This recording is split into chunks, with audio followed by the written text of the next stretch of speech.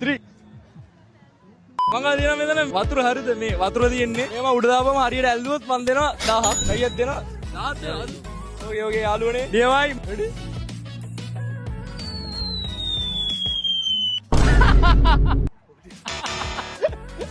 අපි අයිලෙක් කියලා වානේ යාළුවනේ කොහොම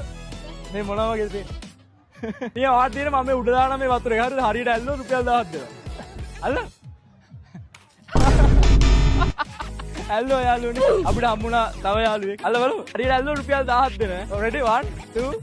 3 අවුට් එනවා වීඩියෝ එක ගන්න